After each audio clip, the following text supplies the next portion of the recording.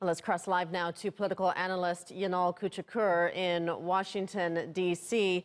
Let's talk about this current situation. How does it affect relations between the two countries? I know there are many sticking points. Rachel, this was a very critical development. As you know, exactly 2 weeks ago, Minister Çavuşoğlu was in D.C., got together with his counterpart, Secretary Pompeo here, and agreed on this roadmap, basically. There were a lot of criticism at the time, whether this roadmap will be implemented anytime soon and whether it's going to stay on paper. And exactly in 2 weeks' time, we started seeing the results, the outcome. And today, Turkish forces were in Manbij and working together with its U.S. ally accordingly. So this is a very important development.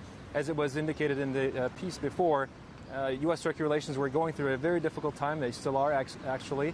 And within this time frame, we haven't seen any positive development. From that perspective, this is a positive development and the right step towards the right step, basically. Well, what about the future of U.S. support of the YPG? Could we see the U.S. withdraw all support from the terror group?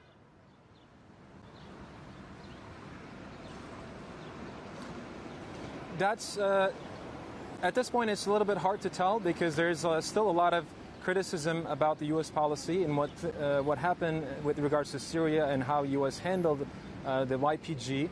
Obviously, from the White House, President Trump has insisted. Matter of fact, basically the outcome came because of President Trump's insistence on this issue. There seemed to be a little bit of divide between Pentagon and government officials as to what needed to be done. And as a result, with Secretary Pompeo, he came and he decided that this was the way to go. I think he definitely made a difference by coming in and changing the minds both in the White House and in the other side. And as a result, we saw some progress. But there's still some issues as to how things are going to shape up. I think those issues will be planned and talked later on. And at this point, this was the most important development. And after this, there will be more critical developments, get-togethers between the two officials, and figure out the next phases in this process. Well, you're in Washington, D.C.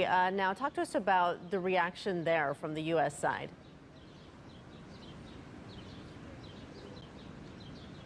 The reaction from the U.S. side is a little bit different. I was following all of the developments.